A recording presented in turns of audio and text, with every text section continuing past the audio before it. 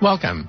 This is Dr. Michio Kaku, Professor of Theoretical Physics at the City College and the Graduate Center of the City University of New York. And this is Exploration. Every week on Exploration, we discuss the fascinating world of science and its impact on society. And today, leading off, we're going to summarize the increasing tensions on the Korean Peninsula. North Korea has fired not one, but two intercontinental ballistic missiles that startled the West. Many people didn't believe that North Korea could do this for perhaps another 10 years, and already it's launched 2 successful ICBM launches. And what did the United States do? It launched its own ICBM from California, and perhaps there's no coincidence that this launch took place right after the launch of the North Korean missiles. And then in a candid discussion with President Donald Trump, he would not exclude the possibility of war. That's right, war. He said that his duty, of course, is to protect the people of the United States, not necessarily the people of North Korea. And it means that, well, if the North Koreans have the capability of dropping hydrogen bombs on the U.S. of A., that's in some sense a red line, and crossing it perhaps means war.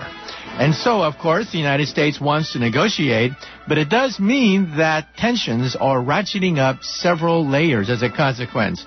And what about China? China's point of view has always been that, well, they're like a referee. They're looking at it from the sidelines. They don't take positions on the question. But hey, come on, give me a break. The Chinese could be the key to this whole puzzle as to how to wind down all the tensions that are now engulfing the Korean Peninsula. And also news about commercial nuclear power. It turns out that not one, but two major South Carolina reactors are going to be abandoned. It turns out it's a $9 billion loss to the utilities. The reactors are only 40% finished, and the Vesey Summer nuclear station will never be built. The owners of the plant have thrown in the towel. They're saying that the economics, the physical plant, and simply things are not ready to begin the completion of the nuclear power plant, which could cost billions more, up to $25 billion, perhaps double the original estimate of $11.5 billion.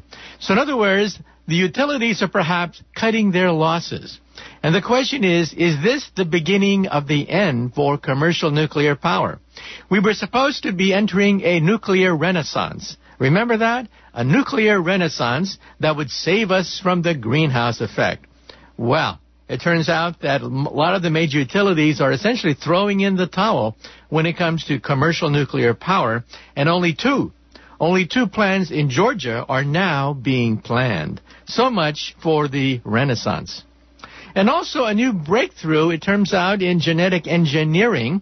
It turns out the scientists were able to actually manipulate the genes of an embryo that hasn't even been born yet. I mean, think about this. This means that germline gene therapy may be a real possibility. Designer children? Well, we don't have them yet.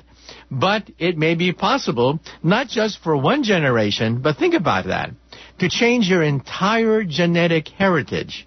On one hand, that means eliminating lethal genes that have plagued our gene pool and our family line for generations. On the other hand, it means tinkering with the genetic heritage of the human race, which make people very afraid. Well, let's just jump right into some of the top stories of the past week.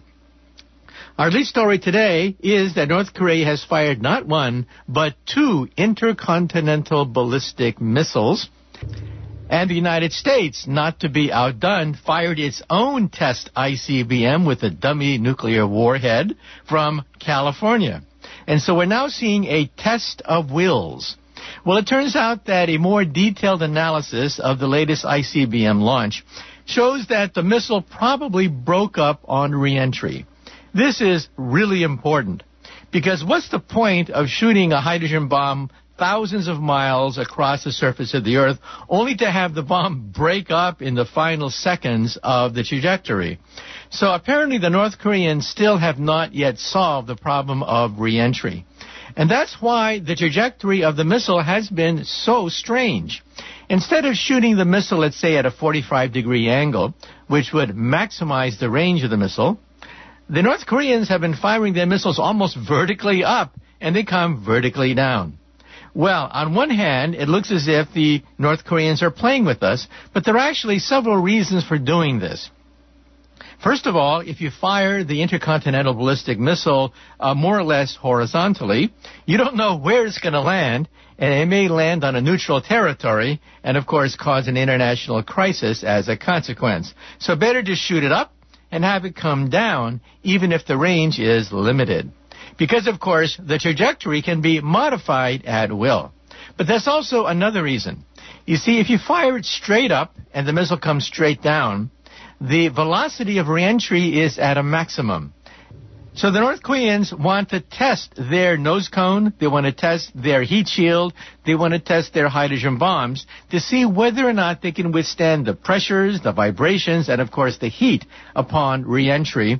And that's another reason for basically shooting their missiles almost vertically up and having them come vertically down. Well, when will the North Koreans actually have the capability of A, miniaturizing a nuclear warhead to be placed inside the missile, and B, having it reliably land on the continental United States rather than having it break up? Well, no one knows, but now people are saying that perhaps before the end of this decade, we come to the Rubicon. And the question is, well, what will Donald Trump do at that point? Donald Trump has pretty much stated that it is unacceptable for the North Koreans to have the capability of placing a hydrogen bomb on the continental U.S. of A. In so many words, that's the red line that he is drawing in the sand. And recently, he had a candid conversation with a politician, and he laid out the fact that, yes, it could mean war. Yes, the United States is not afraid, he said, of the potential of actually going to war if the North Koreans attain the capability of dropping hydrogen bombs, let's say, on the west coast of USA reliably. He said, more or less, that the duty of the government is to protect the people of the United States. Yes, we want to save as many lives in Asia as possible, but the primary responsibility is to protect the people of the U.S. of A. So in order to understand this chess game between North Korea, China, and the United States, let's break it down from each of their points of view. The point of view of the United States is, as I mentioned, it is unacceptable for the North Koreans with this erratic government to be able to place a hydrogen bomb on the continental U.S. of A. Right now, in principle, they could probably hit Los Angeles, something that they were not supposed to be able to do for another decade. But yes, now it does appear as if they could perhaps drop a hydrogen bomb on Los Angeles. Not reliably, of course, not with great accuracy. And of course, the missile may break up on reentry, but in principle, they could do it. Now, so the U.S. point of view is that there is an unofficial red line. However, now look at it from the North Korean point of view. The North Korean point of view is that they fear regime change. They saw what happened to Saddam Hussein. They saw what happened to Gaddafi. They did not have nuclear weapons, and what happened to them? They're both dead now. And so they see nuclear weapons as their guarantee for survival. Not to mention the fact that, well, who has hydrogen bombs is basically the United States, not the North Koreans. And for that matter, who's conducting tests of a potential invasion of the other country? It is the United States and South Korea which regularly performs these massive military exercises. Now, what about the military point of view? How do the generals view it? The generals see a worst-case scenario as being a real mess. First of all, Seoul, the capital of South Korea, is within artillery range of North Korea. That's right. The demilitarized zone is one of the most heavily fortified lines on the planet Earth. And it turns out that the capital of South Korea is very close to the demilitarized zone, meaning that an artillery barrage within minutes could be launched, which will level most of the capital of South Korea. Not to mention the fact that if it requires an invasion, then it takes months to schedule an invasion of the North. if it comes to that. And so the military generals that have looked at the whole situation realize it's a mess. And of course, you don't know how many atomic bombs that North Korea has. You don't know what their capability is in terms of annihilating South Korea and parts of Japan. And so it's a huge wild card from the military point of view with no guarantee of success. Now, the South Korean government has plans to decapitate. That is, a surgical strike on the leadership of North Korea. Well, yes, South Korea is advanced. They have the capability of a surgical strike. But the question always is, what happens if just one atomic bomb manages to evade the decapitating strike? And what happens if that one atomic bomb lands on the capital of Japan or the capital of South Korea? That's well within the capability of the North Koreans. So how do we get out of this mess? Well, one way is to put pressure on China, which is what Donald Trump is trying to do without much success. Look at it from the Chinese point of view. At first, you may say to yourself that the Chinese have everything to gain and nothing to lose by reining in North Korea. However, it's more complicated than that. You see, what China really wants is a buffer between it and the United States. Let's say that the North Korean government collapses, either economically, politically, or militarily. Who's going to take over in the vacuum? In the vacuum, well, A, many North Koreans will flee into China, creating a tremendous immigration problem. B, South Korea will probably invade or take over North Korea, and behind them come U.S. troops. So in other words, if the North Korean government collapses from the point of view of China, it means that American troops will be stationed right next to the border of China. And that's what the Chinese don't want. In fact, they would rather tolerate a nuclear erratic dictatorship in North Korea than have U.S. troops right on its border.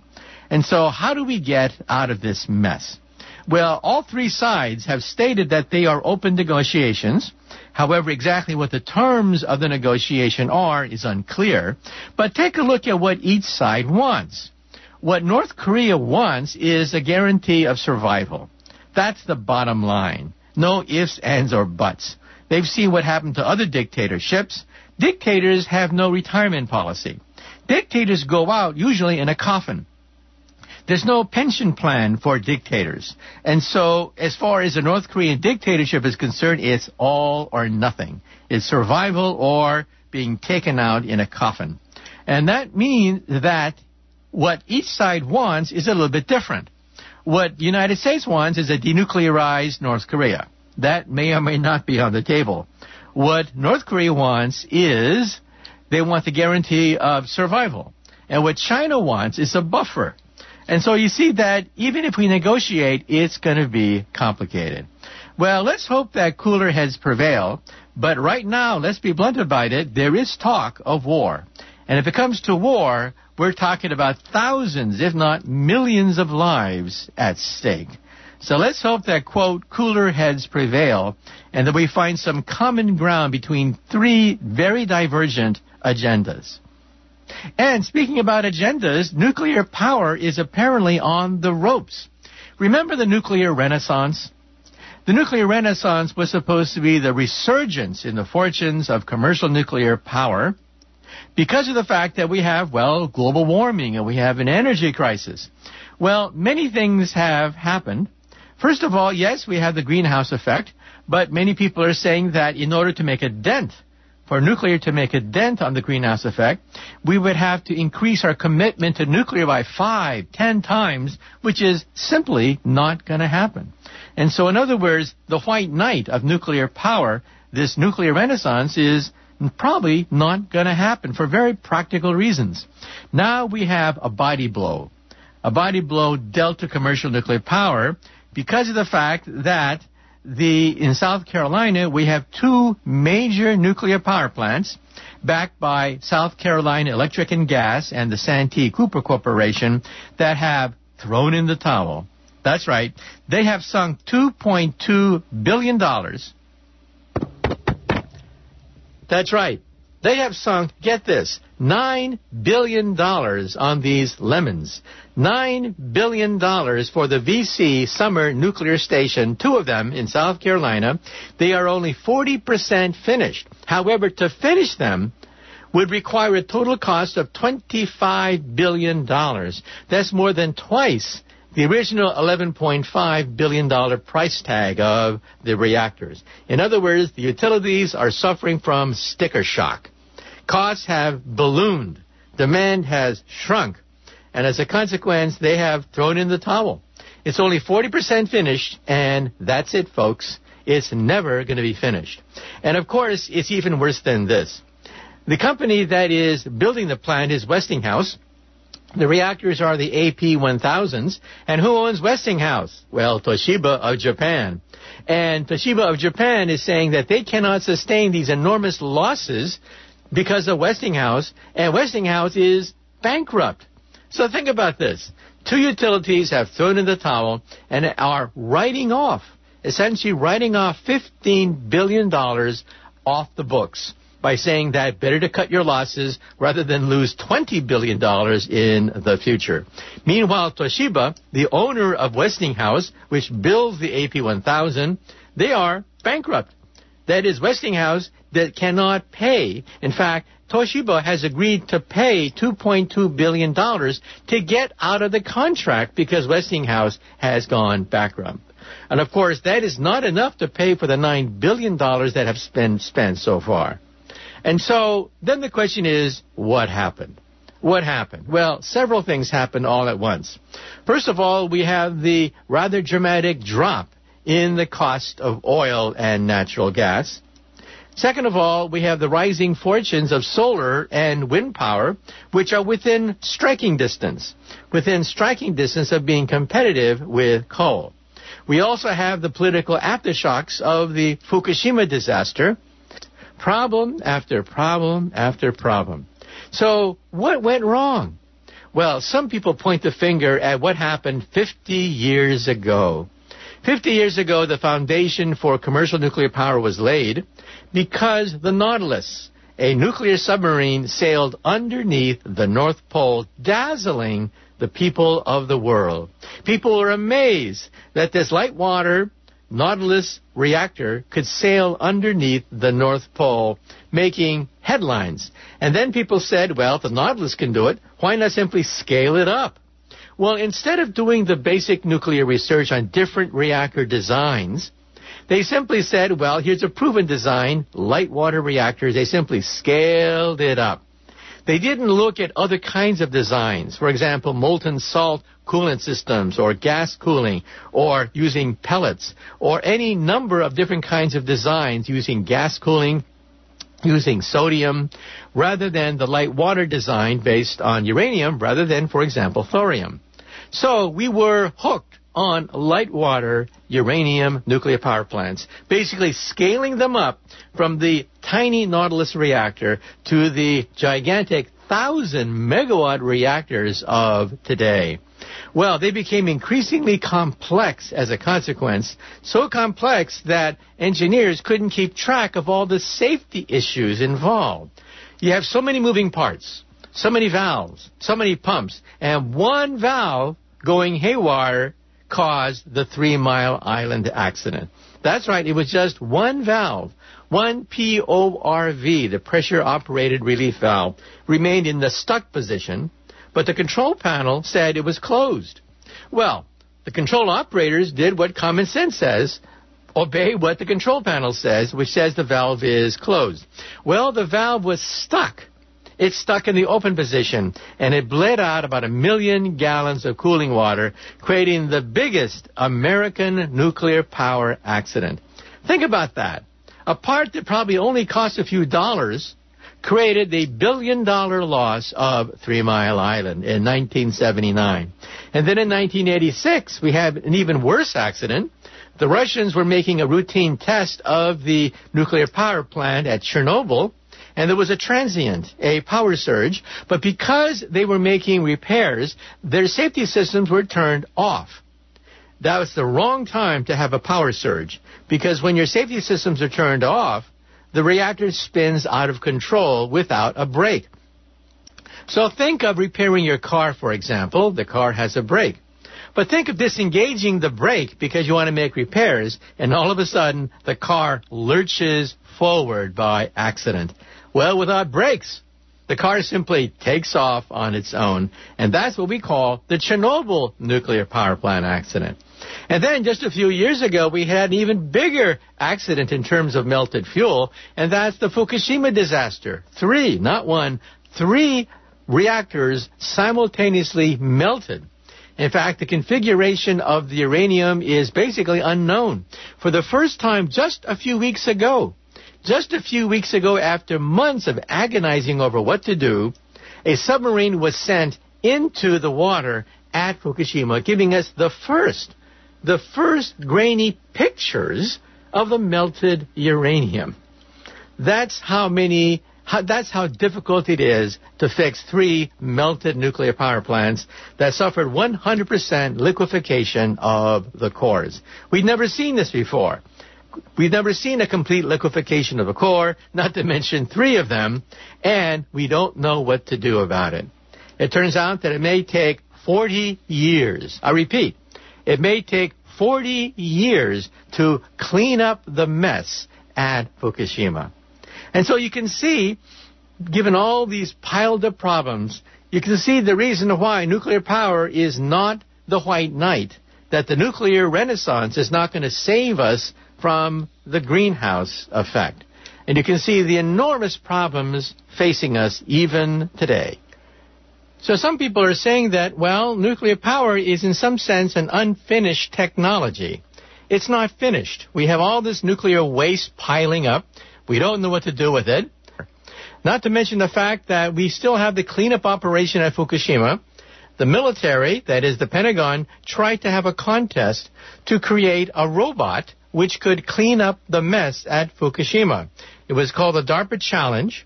Many of the entries around the world, many of these individuals hoped to become famous for creating a robot that could clean up the mess at Fukushima.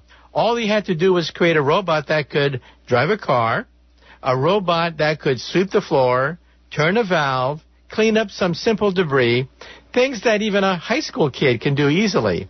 Well, it turns out that almost all the entries failed because artificial intelligence is simply not yet developed to the point where it could do something as simple as clean up a mess at Fukushima because of the enormous radiation involved. Workers can only go in for seconds to minutes at a time, and they get perhaps a lethal amount of radiation if they stay too long in the Fukushima site. And what's made the situation even more complicated is that we don't even know what the configuration of the melted fuel looks like because we have not yet been successful in terms of sending robot submarines to photograph in 3 dimensions the exact nature of the melted fuel. What a mess. And so we're talking about billions and billions of dollars going down this rat hole. And speaking about science in the biotech front, a new advancement was made just last week. It turns out that we can now manipulate the genes not just of healthy adults and also animals, but now the genes within an embryo. Now, why is that important? Because it opens the door to what is called germline gene therapy. Now, there are 2 kinds of genetic manipulations, germline and somatic. Somatic gene therapy basically changes the genes in your body so that you may be cured of a certain disease, but it doesn't go into your sperm or egg, and so your children could still come down with the same disease. However, germline gene therapy would eliminate that aberrant gene forever. Once and for all, it would eliminate that gene. Now, think about it for a moment. If you're Jewish, you have to worry about Tay-Sachs. If you're Northern European, you have to worry about cystic fibrosis. If you're African American, you have to worry about sickle cell anemia. All of them created by one simple mutation in our genes. And so you may say to yourself, well, why not eliminate these lethal genes forever so that my children, my grandchildren, my great-grandchildren are not going to suffer from the curse of these genetic diseases? Well, it sounds pretty good, right? And yes, in the short term, it does mean that genetic diseases which have haunted us since the beginning of time could eventually be eliminated. For example, in the royal families of Europe, because there's so much interbreeding, especially among the children of Queen Victoria, there's a gene for hemophilia. And other different kinds of mutant genes have circulated within the royal families of Europe, causing havoc in the histories of their nation. King George, for example, the king who ruled England during the time of the American Revolution, King George also suffered from a genetic disease which caused madness. So yeah, King George was mad, and that in turn probably helped to accelerate the American Revolution. Not to mention the hemophilia gene infected the Russian royal family, and as a consequence, Rasputin was able to gain enormous influence in the Tsarist family, delaying reforms. And some people think that helped to bring on the Bolshevik Revolution of 1917. So yes, we have these genetic diseases, and why not eliminate them? Other people say, not so fast. Not so fast. Because what happens if this technology falls into the wrong hands?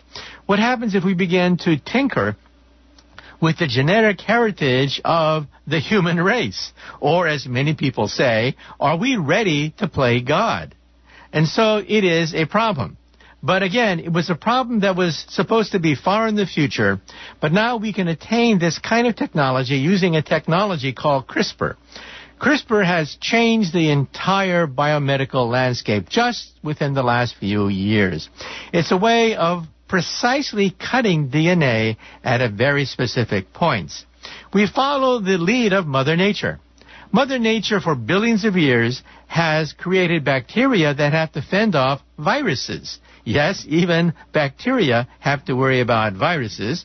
So within the bacteria, they have a template, or in some sense, a mugshot of the genes of killer viruses that once they invade the bacteria, they can now identify these genes and cut them and destroy them.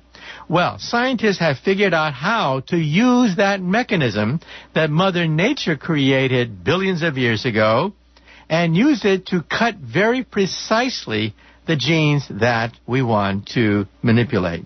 So think about this, a new way to accelerate a process called gene therapy.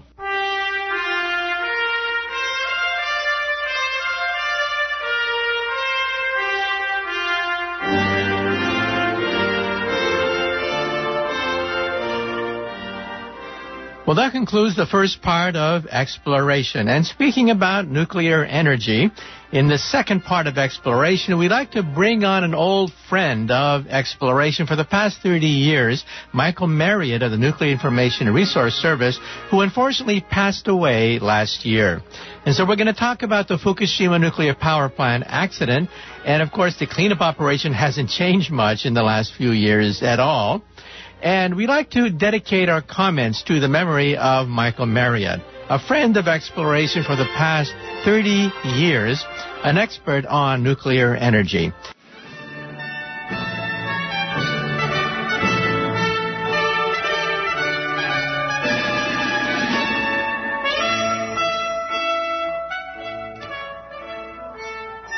Welcome. Once again, this is Dr. Michio Kaku, Professor of Theoretical Physics at the City College and the Graduate Center of the City University of New York, and this is the second half of Exploration. In the first half of Exploration, we gave a sum-up as to what's happening on the 6th anniversary of the Fukushima disaster in Japan. But I'd like to, in the second half of Exploration, run an earlier tape that I did with Michael Marriott. Michael Marriott passed away last year. Unfortunately, he left his work unfinished. His work was to bring a halt to nuclear power, concentrating on the nuclear waste problem. He was the executive director of NIRS, the Nuclear Information Resource Service in Washington, D.C., which is one of the main clearinghouses of information concerning the fate of nuclear energy. And he was a friend of exploration for 30 years, off and on, we had his voice on these airways giving us a sum up as to what's happening with nuclear energy. And so today, in his honor, I'd like to rerun an earlier tape. And just remember that things really haven't changed much at Fukushima at all. We still have yet to begin a proper cleanup of the nuclear reactor. We have yet to even locate where the nuclear debris is concentrated at the bottom of the nuclear power plants. And we still have the radioactive water, which is accumulating at the rate of 400 tons per day on site. And so things really haven't changed much in 6 years. The main part of the cleanup, that is cleaning up the melted core, hasn't even begun yet. And it's going to be about 40 more agonizing years into the future before we finish that cleanup. And so once again, our special guest today is the late Michael Marriott, and we're going to be rerunning an earlier interview with him concerning the Fukushima disaster.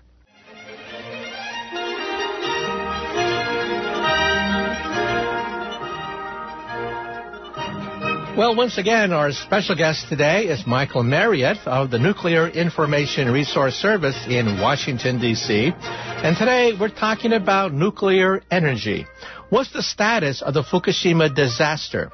What might have happened in the Philippines if there was a nuclear power plant within the gun sites of this gigantic, monstrous typhoon? And also global warming. Will nuclear energy save us from global warming? These are the questions we're going to be asking Michael Marriott of the Nuclear Information Resource Service, one of the main clearinghouses concerning nuclear energy.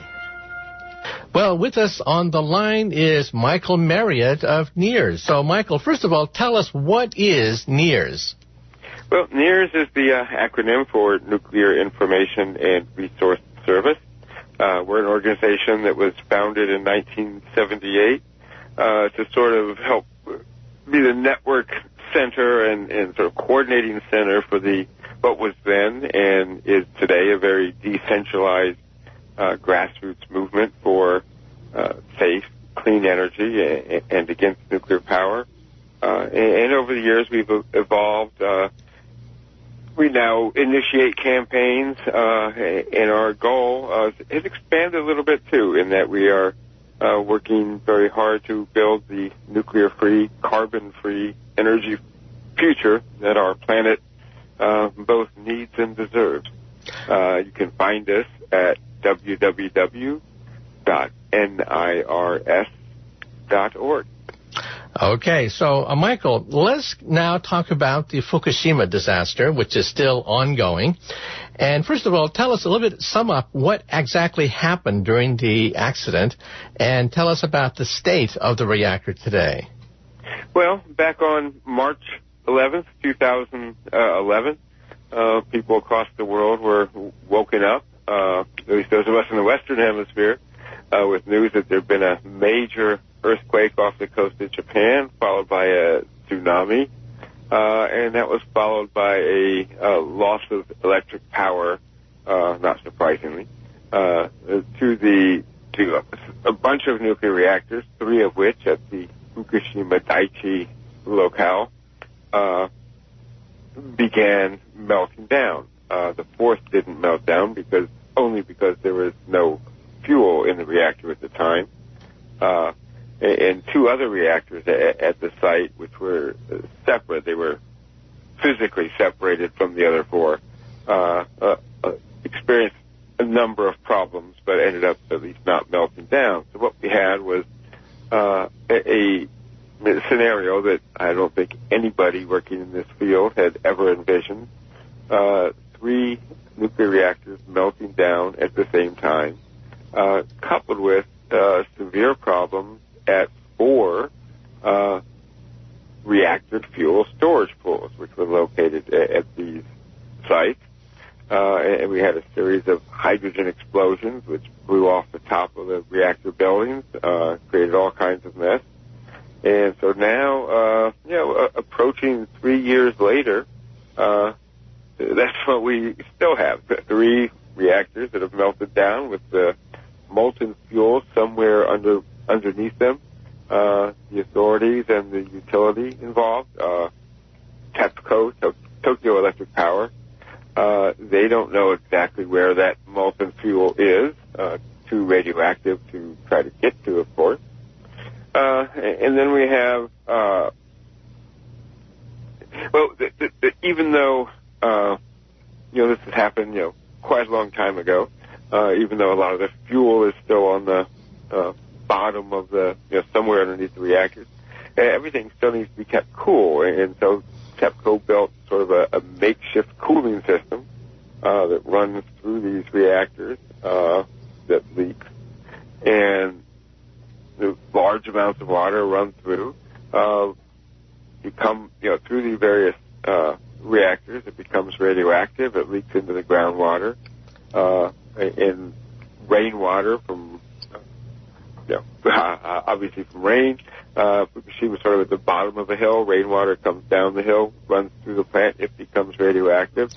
And pretty soon they noticed that immense amounts of water are actually coming through that site, becoming radioactive and moving on into the nearby harbor. So, Michael, the main worry there is that highly radioactive wastewater could then pour into the harbor and eventually affect China, Korea, and perhaps other Pacific nations. So what's known about how much radiation is actually flowing into the water, and how dangerous is that? Well, it's not clear, at least to me, how much radiation we're talking about. We know how much water we're talking about. It's something like 400 million gallons a day flowing in there.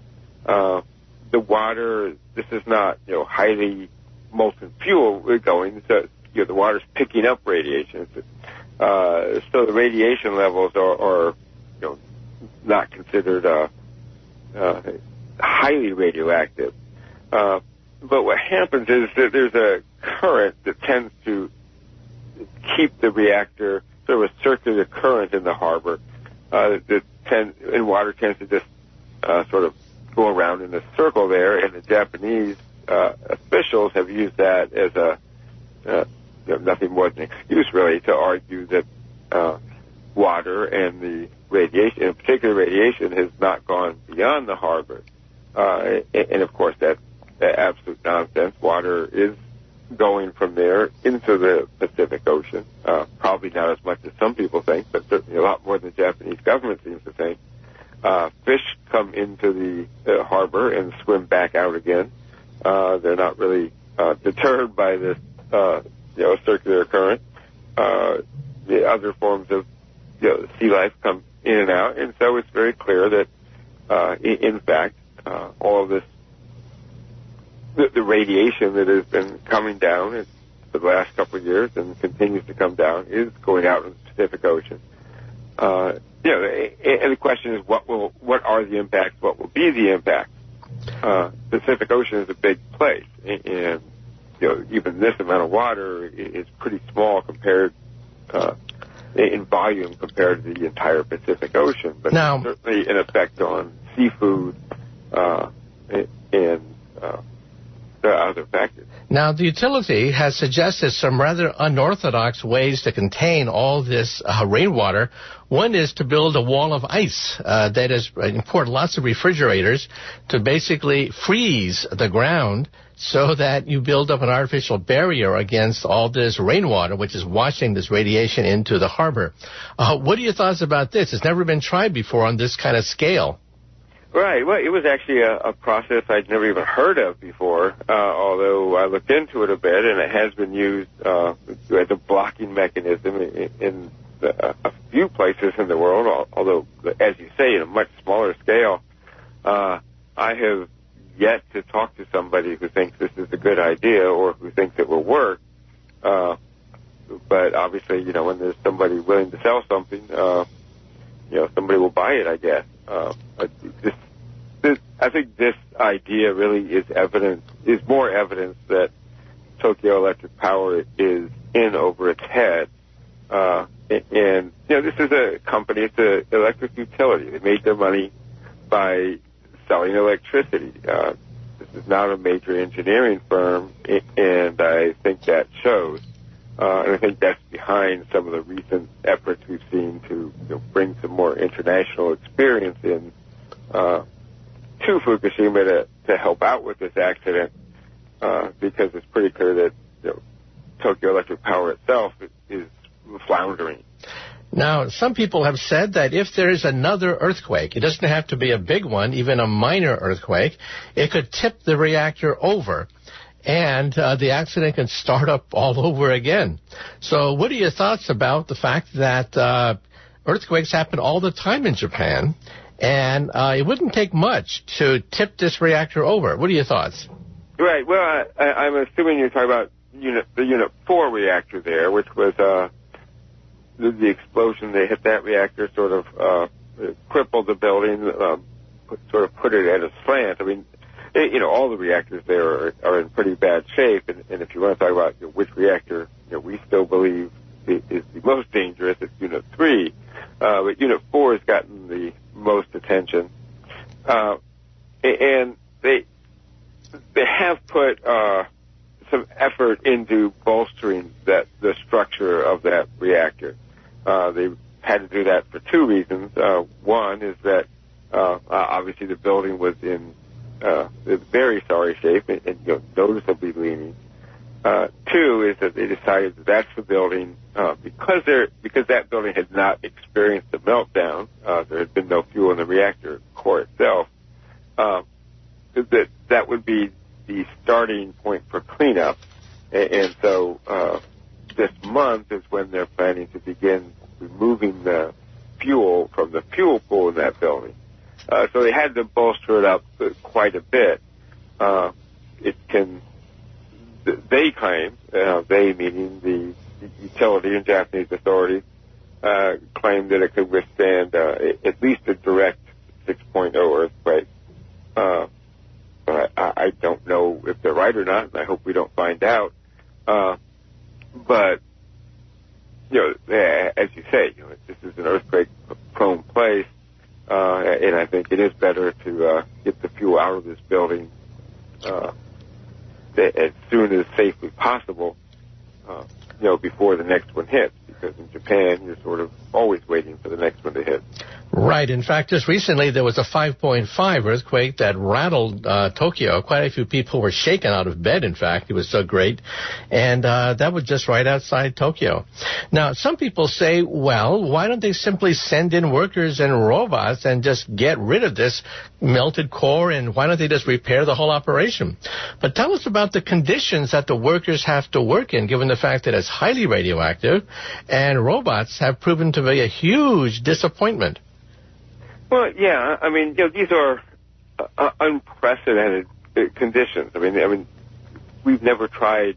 At Chernobyl, which was the major nuclear accident before this one, 1986, it exploded. The Soviet Union at the time. I mean, there were used 600,000 people. They became liquidators, and their job was to run up. They could stand up for about 15 seconds and take, and move some debris. 600,000 people, and they have been exposed to very high risk of cancer. A lot of them have died from it since. At Fukushima, they don't have liquidators. They have utility employees and contractors and subcontractors. But yet the conditions, the radiation levels where the core is, where the, underneath the building, are just as comparable as Chernobyl. In some ways, it's probably harder because you've got, as we said, we had 3 simultaneous meltdowns. We've got 3 reactor cores that cannot be approached by people. And you can't even get to the core in a protective suit. I mean, you have to be away from it. And meanwhile, you have so much debris throughout what's left of these buildings that the robots they send in, find it really difficult to maneuver around. I mean, they did get some in. I've seen some photos of inside the buildings, and some of the floors actually surprisingly are look almost normal, but they try to get anywhere near where the fuel is, and they're blocked, and the cameras go bad. The radiation levels, the radiation film, of course, doesn't work well together. So it's a monumental, unprecedented task, and it's going to take decades before this is. In fact, before this story is over. The official estimate is 40 years. 40 years, an estimate made by the utility itself. So we're going to be agonizing about this for decades and decades to come, right? Our grandkids are going to be learning about the cleanup operation. Well, that's right. And I think 40 years may be optimistic. But when you look at, the reality is we're almost 3 years out. They are just beginning this month to begin removing the first fuel rod from the first pool. That removal of the fuel rods from that pool, if all goes well, is scheduled to take a year and a half. Well, we got 3 more fuel pools after that, one of which at Unit 3 is in a much worse condition. And then we got these reactor cores after that, and as I said, they don't even know exactly where the fuel is, and that's going to be extraordinarily highly radioactive for, decades, centuries, really. Okay. So, this process, this is going to be with us the rest of our lives. Okay, we'll change the subject a little bit. Some people claim that no matter how bad nuclear is, there's something worse, and that is global warming.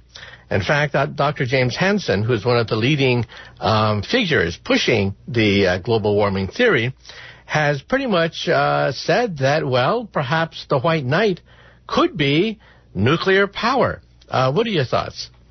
Yeah, well, Dr. Hansen, along with 3 of his colleagues, recently wrote an open letter, what he called an open letter to environmentalists, urging us to reconsider it and support new nuclear power as a means of addressing climate change.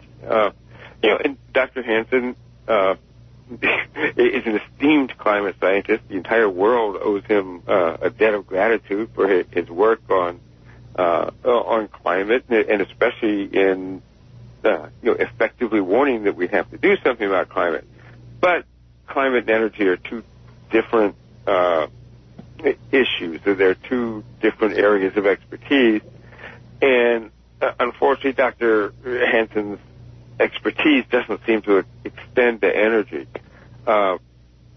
Nuclear power is not a solution to climate change. It never has been. Even if nuclear power were safe, let's take the safety issue off the table for a moment. Even if nuclear power didn't create radioactive waste, we'll take that issue off the table for a moment. The reality is we couldn't build enough nuclear power plants to play any kind of meaningful role in addressing climate change in any kind of time period that would matter. And that's what's so puzzling about his argument. He wants us to build a lot of nuclear reactors between, and by a lot, I mean an astonishing amount, well more than has ever been contemplated between that over the next 20 years. And what we're seeing in reality is the collapse of the nuclear power industry in the U.S. We're not seeing new reactors. We're seeing new reactor projects abandoned. In fact, just yesterday in Texas, 2 more proposed new reactors that were supposed to be part of this nuclear renaissance that was supposed to begin, around 2008, 2009. 2 more reactors in north central Texas were canceled. The nuclear renaissance, at one point, there were plans to build more than 30 new reactors in this country starting this decade. We're down to 4. And the utilities are realizing that they don't want nuclear power. They can't afford nuclear power. On an economic basis, nuclear power can no longer compete. And we're seeing that not only with new plants, which we knew were extraordinarily expensive, but even operating plants. in 2013 alone, we've had 5 reactor shutdowns of operating reactors. That's unprecedented. We've never had that in 1 year before. And we believe, NEARS believe, and a lot of other people believe, in fact, even Forbes magazine last week had an article on this, that this is a trend that's going to accelerate. We're going to see more reactor shutdowns next year and the year after that. The nuclear industry is getting smaller, not bigger. Now, Dr. Hansen espouses a new types of reactors, generally something called small modular reactors and integral fast reactors. These are reactors that exist on paper and in laboratories. They don't actually exist in the real world. There's never been a full-scale prototype built. And the idea that we are somehow going to take these reactor designs that exist on paper and in somebody's lab and build hundreds, if not thousands of them before the mid-century, when we have competing fuels that are much, much cheaper and just as clean, if not cleaner than nuclear power, just makes no sense. And by just as cleaner, I'm talking about solar and wind. Okay, now, Michael, given the fact that well-known individuals are now jumping into the fray, Bill Gates recently jumped into this debate as well, talking about backyard nuclear power plants. Instead of having a chicken in every pot and a car in every garage, he wants to have a nuclear power plant in everyone's backyard. So explain the logic behind backyard nukes. Well, the belief is, and Bill Gates, this is another version of the small modular reactor.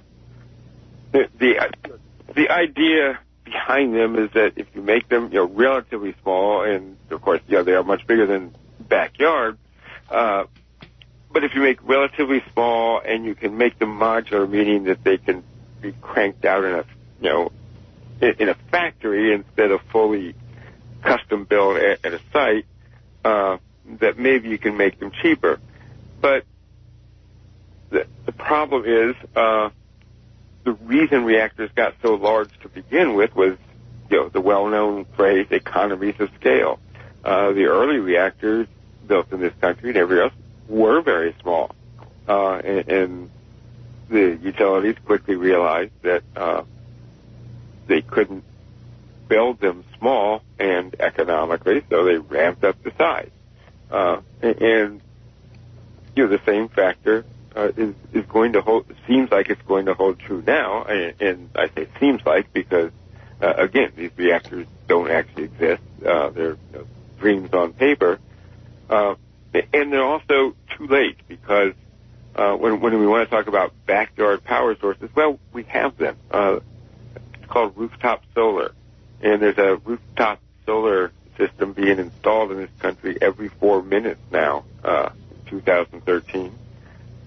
In 2 years, that's going to be every 90 seconds. We're going to have a new rooftop solar unit going up in this country. Well, Michael, these so-called backyard nuclear power plants have gotten a certain amount of publicity. So let us now elaborate on this. So tell us a little bit about the history of this. And there's a certain person called David Crane, head of one of the largest utilities, Energy. Tell us about his position.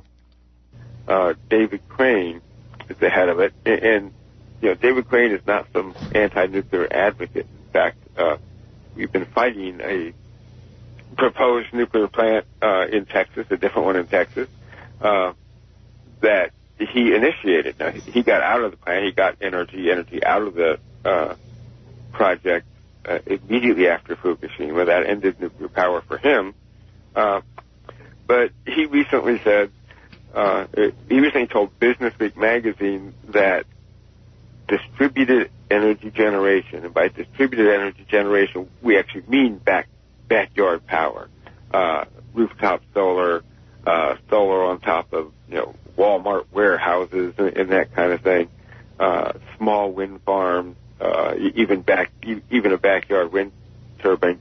That is going to, in the same way, this is what Crane told Business Week, in the same way that cell phone use overtook landline use, distributed generation is going to overtake the current and traditional utility model of big baseload generation coming from dozens or hundreds of miles away, bringing power into your home. In the same way and in the same kind of time frame, this is going to happen. Now, if you think about that time frame, it's less than 20 years. Our electric system model is going to be completely different, and we are going to be relying far more on rooftop solar, on wind, on other types of renewables that can be done locally and nearby. And not that the big power plants are ever going to go away, but they're going to play the subsidiary role. They're not going to play the major role anymore.